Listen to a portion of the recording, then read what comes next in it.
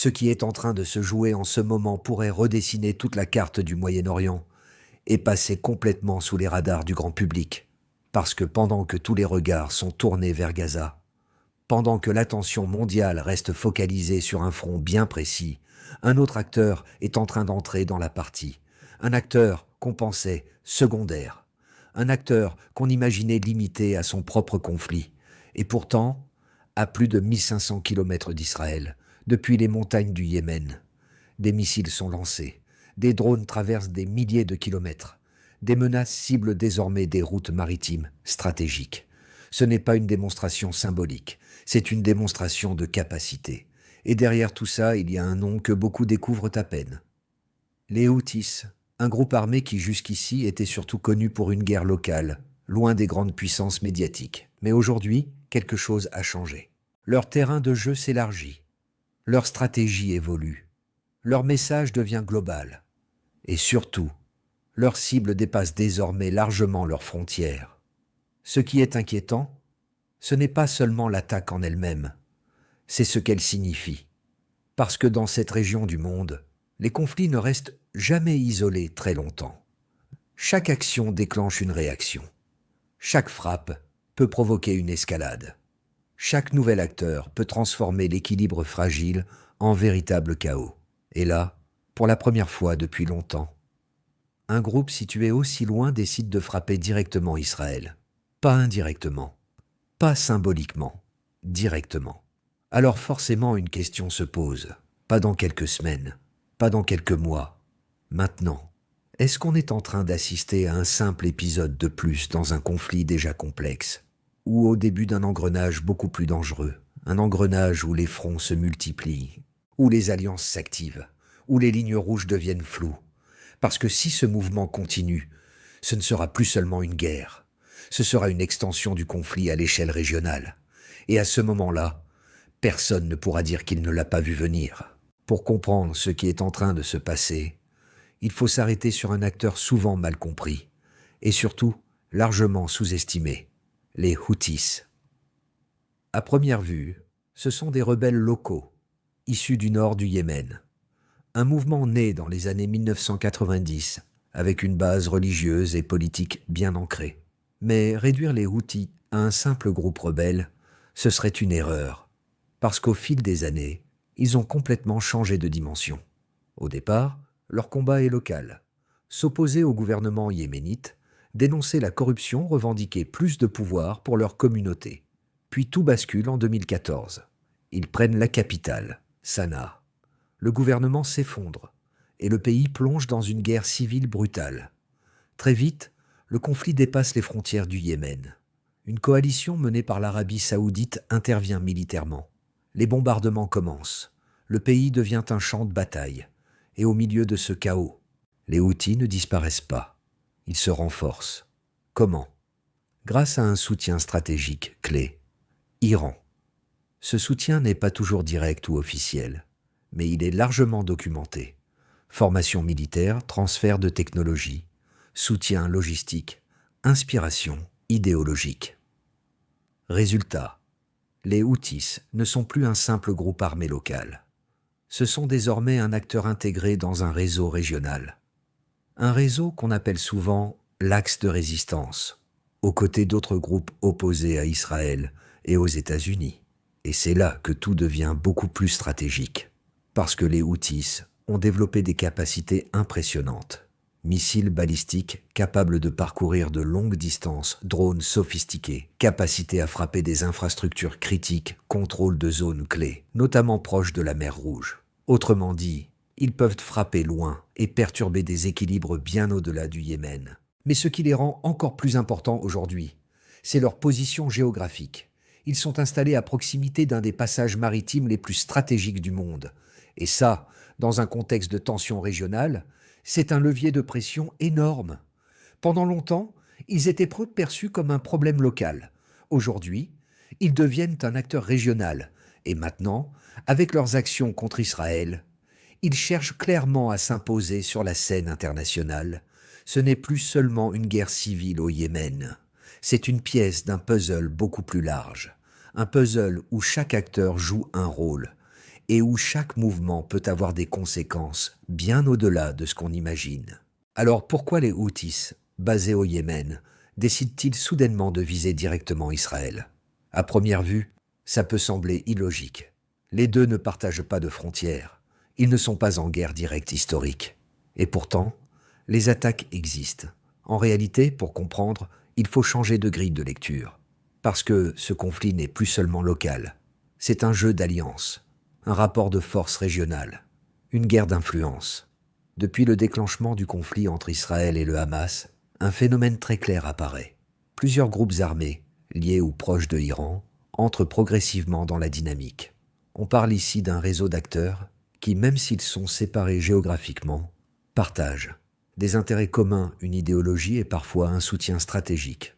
Dans ce contexte, les Houthis ne sont pas isolés. Ils s'inscrivent dans une logique de bloc, et leur objectif est multiple.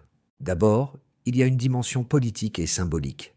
En visant Israël, ils cherchent à montrer leur soutien aux Palestiniens, renforcer leur image dans le monde arabe, s'imposer comme un acteur engagé dans un conflit majeur. Mais ce n'est que la surface. Parce que derrière, il y a une stratégie beaucoup plus calculée. Mettre Israël sous pression, sans être en confrontation directe massive. Comment? En multipliant les formes d'attaques indirectes, missiles à longue portée, drones envoyés sur des cibles éloignées, menaces sur des navires liés à Israël. L'objectif n'est pas forcément de provoquer des dégâts massifs immédiats, c'est d'obliger Israël à rester en alerte permanente. Et ça, stratégiquement, c'est très puissant. Parce que plus les menaces viennent de directions différentes, plus les ressources militaires doivent être dispersées, plus la pression augmente, plus le risque d'erreur grandit. C'est ce qu'on appelle ouvrir un front asymétrique. Un front où l'adversaire ne combat pas forcément de manière classique, mais utilise la distance, la surprise et la multiplication des points de tension. Et dans ce cas précis, les Houthis jouent clairement ce rôle. Mais il y a encore un autre niveau, le message envoyé à la communauté internationale. En frappant Israël depuis aussi loin, ils disent en réalité, le conflit ne peut plus être contenu. Il peut s'étendre à toute la région. Aucune zone n'est totalement à l'abri. Et ça, c'est un signal très fort. Parce que, dans les équilibres géopolitiques du Moyen-Orient, la perception du risque est presque aussi importante que le risque lui-même. Si les acteurs commencent à croire que le conflit peut s'étendre, alors ils adaptent leur stratégie, ils renforcent leurs alliances et parfois, ils anticipent par la force. C'est comme ça que les escalades commencent, pas forcément par une guerre déclarée, mais par une accumulation de signaux, d'actions, de réponses. Et aujourd'hui, les Houthis viennent clairement d'envoyer l'un de ces signaux, un signal qui dépasse largement le cadre du Yémen. Un signal qui place désormais Israël face à une nouvelle réalité. La menace ne vient plus d'un seul front, elle peut surgir de plusieurs directions, en même temps. Et dans ce type de configuration, l'équilibre devient beaucoup plus fragile.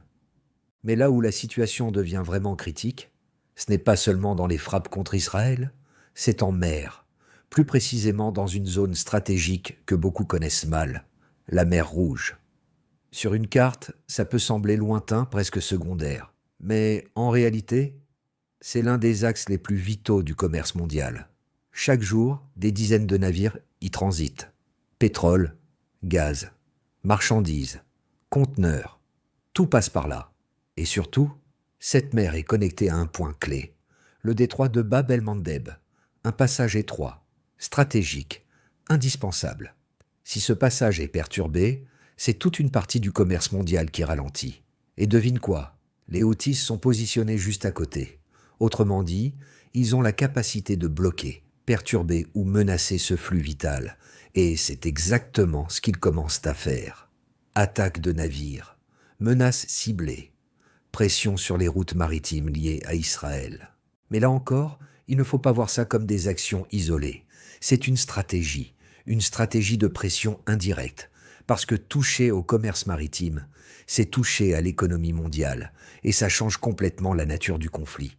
On ne parle plus seulement de missiles ou de territoires, on parle d'impact global. Concrètement, ça veut dire quoi? Les compagnies maritimes hésitent à passer par cette zone. Certaines routes sont rallongées, les coûts explosent, les délais augmentent, et derrière tout ça, Ce sont les prix qui montent, les marchés qui réagissent et les économies qui tremblent. Une attaque dans cette zone peut avoir des répercussions jusqu'en Europe, en Asie ou aux États-Unis. C'est pour ça que la situation inquiète autant. Parce que si les tensions continuent d'augmenter, la mer Rouge peut devenir un point de bascule, un point où un conflit régional se transforme en crise internationale. Et dans ce contexte, plusieurs puissances commencent à s'impliquer, pas forcément pour entrer en guerre directement, mais pour sécuriser la zone, protéger les routes commerciales, éviter un blocage stratégique. Ce qui est en train de se jouer ici, ce n'est pas seulement une question militaire, c'est une bataille d'influence, de contrôle et de pression économique. Et les Houthis l'ont parfaitement compris. Ils savent qu'ils ne peuvent que pas rivaliser frontalement avec de grandes armées, mais en revanche, ils peuvent frapper là où ça fait mal. Autrement, ils peuvent perturber, déséquilibrer et forcer les grandes puissances à réagir. C'est ce qu'on appelle une stratégie asymétrique. Et dans ce domaine, la mer devient une arme. Pas une arme classique. Une arme économique, une arme stratégique, une arme invisible, mais redoutable. Et si cette pression continue, alors, ce ne sera plus seulement Israël qui sera concerné, mais une grande partie du monde. Alors, est-ce qu'on peut vraiment parler d'un nouveau front? À première vue, la réponse est nuancée. Oui, parce que les Houthis frappent désormais une cible totalement extérieure à leur conflit initial. Oui, parce que Israël doit désormais surveiller une menace venant du sud, à des milliers de kilomètres. Mais en réalité, le vrai danger n'est pas encore là. Le vrai danger, c'est ce qui peut venir ensuite. Parce que dans ce type de configuration, tout repose sur l'équilibre, et surtout sur la réaction. Pour l'instant, les attaques restent limitées. Elles envoient un message. Elles testent des lignes rouges. Mais que se passe-t-il si cette ligne est franchie? Si une attaque fait des dégâts majeurs? Si un navire est gravement touché? Si une frappe atteint une cible stratégique en Israël, alors la réponse devient inévitable. Et c'est là que tout peut basculer. Parce qu'Israël ne répond pas uniquement de manière défensive. Il peut décider de frapper directement au Yémen, et à partir de ce moment-là, on change complètement d'échelle. Pourquoi? Parce que derrière les Houthis, il y a Iran, pas forcément de manière officielle, pas forcément de manière directe, mais suffisamment pour que chaque frappe devienne un signal politique. Et si Israël frappe le Yémen, la question devient immédiate. Est-ce que l'Iran reste en retrait, ou est-ce qu'il décide de s'impliquer davantage? Et là, le risque explose, parce que si l'Iran est entraîné plus directement, les États-Unis peuvent entrer dans l'équation, d'autres groupes armés peuvent se mobiliser, et les fronts peuvent se multiplier. Liban, Syrie, mer Rouge, Golfe. Le conflit devient tentaculaire, et c'est exactement ce que redoutent les grandes puissances. Pas une guerre unique, mais une accumulation de conflits connectés entre eux, un effet domino, un engrenage, où chaque acteur agit en fonction de l'autre, jusqu'à ce que plus personne ne contrôle vraiment la situation. Et dans ce type de scénario, une simple erreur peut suffire. Une mauvaise interprétation, une frappe mal calibrée, une escalade trop rapide, et tout s'enchaîne. C'est comme ça que les grandes crises commencent, pas forcément par une décision claire, mais par une succession de réactions. Aujourd'hui, on est encore dans une phase d'observation. Les Houthis testent, Israël surveille, les grandes puissances anticipent. Mais la question reste entière. Combien de temps cet équilibre fragile peut-il tenir? Parce que plus les tensions montent, plus le risque d'escalade devient réel, et plus on se rapproche d'un point de bascule. Un point où ce conflit ne sera plus seulement une série d'attaques isolées, mais une confrontation régionale ouverte. Et à ce moment-là, il sera trop tard pour revenir en arrière. Alors oui, peut-être qu'on assiste simplement à un nouveau front limité, mais peut-être aussi qu'on est en train de regarder, en direct, le début de quelque chose de beaucoup plus grand. Et la vraie question maintenant, ce n'est plus seulement qui attaque, c'est qui sera le premier à faire basculer la situation.